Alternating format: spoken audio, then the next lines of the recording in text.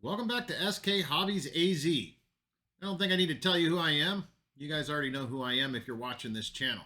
But if you haven't, I am Stitch, and this will probably be the last time I use that in my introduction. So, we are currently up to 190 subscribers. I thank everybody for their subscriptions. It's freaking awesome. Yeah, I guess it means you guys are liking what I'm doing on the channel. Speaking of that, let's talk a little bit about the channel. So this episode is going to be our channel update, for the next couple of months. We might do another one down the road, but ultimately with this episode, I want to ask you guys for help. Stay tuned.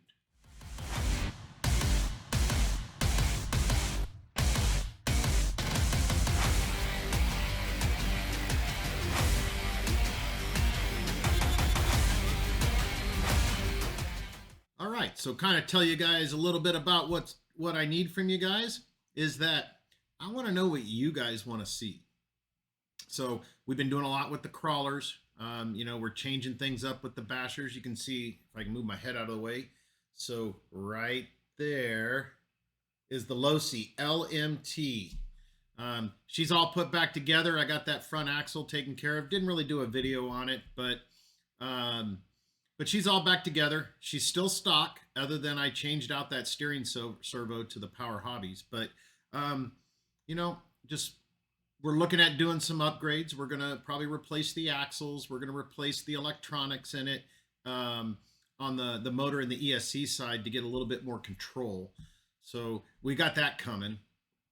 And then with the crawlers, we've taken all of our crawlers and we actually, kind of helped improved the lower center of gravity on it by droop. So we did a pin spring mod in the shocks. Now for the axial, we did the axial shocks, and then in the Element Enduro, we did the Element Enduro shocks. For the Gen 8s, we did the same thing. We used the stock shocks out of the Gen 8s, and we've kind of did that little pin spring mod to compress them down a little bit. So, normally the shocks, they'll set about like this in distance. And then, right now it collapses them down because it pushes up on the cylinder in there. So it kind of puts it right in the middle.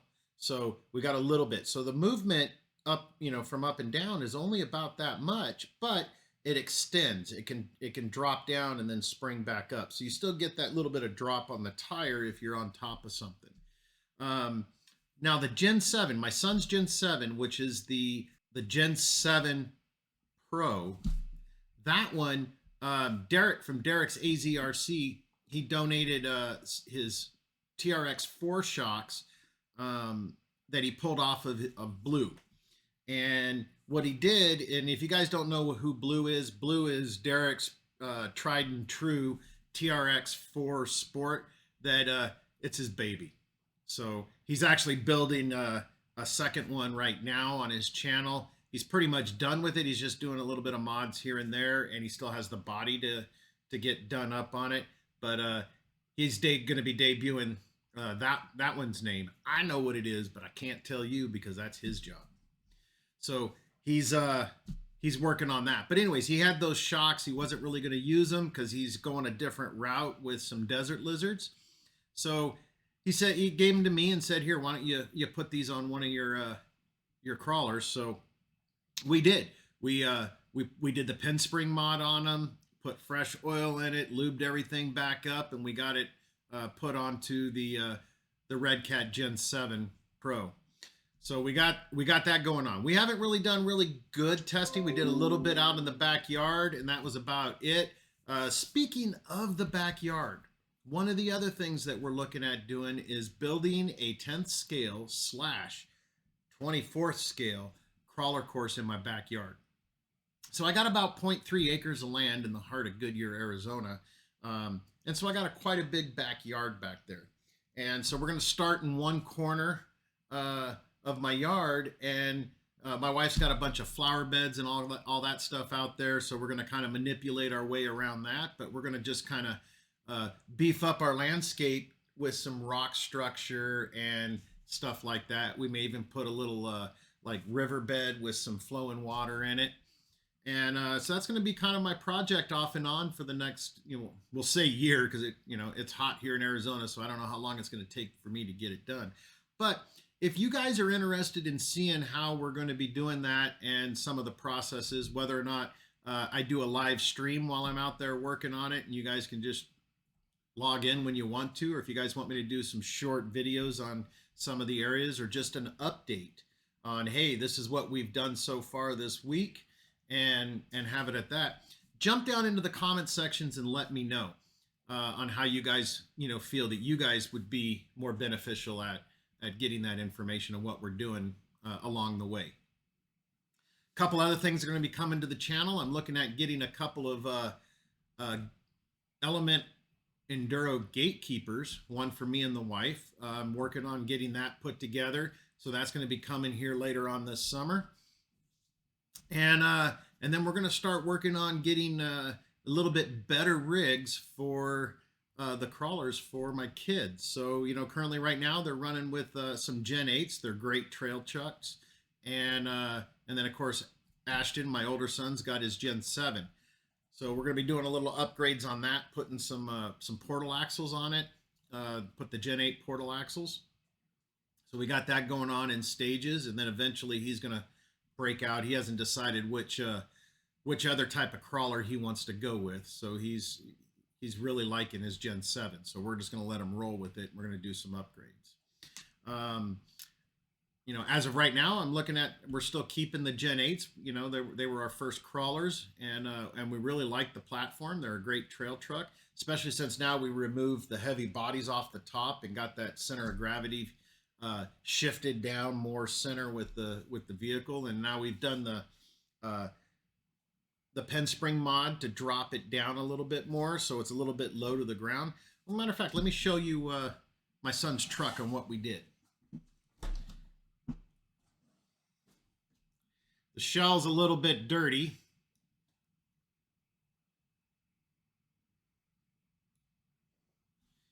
Because we were just playing on it the other day. But we go ahead and get this opened up. This is still a work in progress. We've got the lights. I don't have them quite installed yet. I've got to do a quick disconnect right here because this went into the actual front bumper that came on the Gen 8.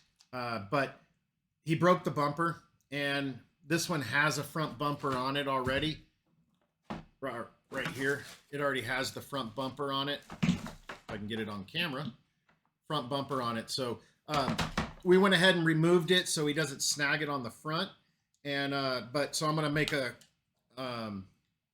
disconnect right here so I can disconnect this, and then these are going to get mounted into the front headlight buckets on that Proline body.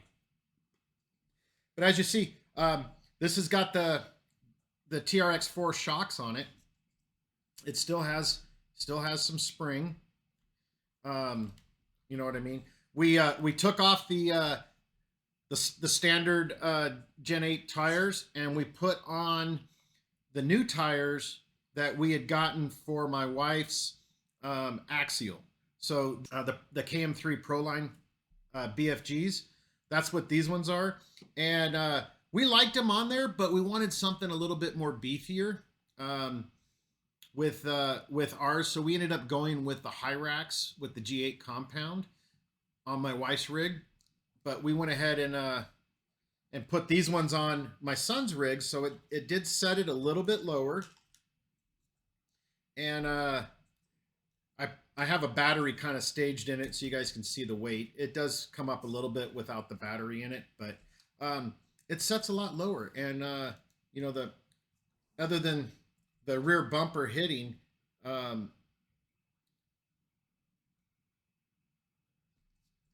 think it's going to do a lot better for them. One thing about these Gen 8s is the chassis plate is a lot longer. It is a lot longer than what I'm seeing with the Enduro, which makes this body right here a perfect size for it. It lines up pretty good. and it kind of complements the truck. It makes it look good. That's that paint job I did with you know, the nice Arizona dirt on it from my son ripping it around the backyard in our area that we've been working on. So let me know what you guys want to see. You guys want me to do some more live streams? You want me I really don't have very much to wrench on right now, being that all the bashers are fixed and pretty much we haven't broke anything recently. So other than getting them cleaned, that's pretty much all I got going on right now. The YouTube shorts. Let me know what you guys think about the YouTube shorts if you're liking those. I mean, I've noticed I've gained several subscribers from them. If you are currently watching this and you subscribed from one of my videos from the YouTube shorts, you know, I appreciate you guys. I hope you enjoy the channel. Now, if you notice on my head, and let me move my camera back up. So if you notice on my head, I got a new ball cap. It is the Element RC's Flex Fit ball cap. It's pretty cool. It was sent to me by one of my subscribers. He's subscribed to my channel for a while now, and I know that he wants to you know, remain anonymous, so I'm not going to mention his name. But if you're out there and you're watching this right now, I thank you for the hat. It's awesome. I love it. I think that when I get some of my SK Hobbies hats done up, I'm going to do it in this Flex Fit. I really like this Flex Fit style. You know, they're awesome. But anyways, thank you for the hat. And, you know, jump down in the comment section, guys, and let me know what you guys think. You guys want me to concentrate on more? You guys want to see a little bit more of Black Betty, my wife's outcast? You know, we can do some more videos on that too before it gets too hot here in Arizona. But all right, well, other than that, that's all I got. I thank you guys for watching. 190 subscribers. We're getting close to the 200. I'm going to do another giveaway of 3D parts when I hit 500 subscribers. So we're on our way there. So I think I'm going to do something a little bit bigger and better for the 3D side. So you guys stay tuned for that one when we get there. But other than that, thanks for watching. Don't forget to like and subscribe and bash that bell. I'm Stitch, SK Hobbies AZ, and I'm out.